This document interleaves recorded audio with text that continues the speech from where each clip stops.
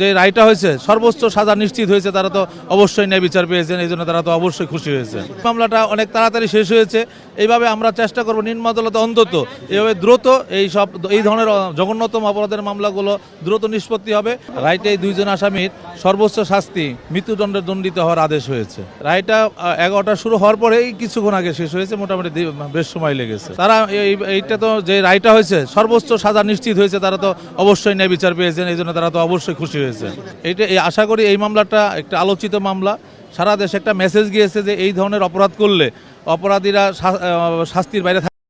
আমারও একটা মেয়ে আছে, আমরাও চাই এই ধরনের অপরাধীদের বিচার তাড়াতাড়ি হোক এবং তাদের যে সাজা হবে সেটা তাড়াতাড়ি নিশ্চিত হলে অন্য যারা অপরাধ এই ধরনের অপরাধ করতে চাবে তারা নিরুৎসাহিত হবে এবং দেশ থেকে এই ধরনের অপরাধ কমে আসবে বলে আমরা মনে করি। শুধু এই ধরনের মামলাই না, আরও যেসব হত্যাকাণ্ড মামলা আছে এগুলো শুনানি করতে সময় লাগে, একটা প্রক্রিয়ার মধ্যে যেতে হয়। আসলে রাতারাতি কিন্তু একটা মামলা শেষ হবে না।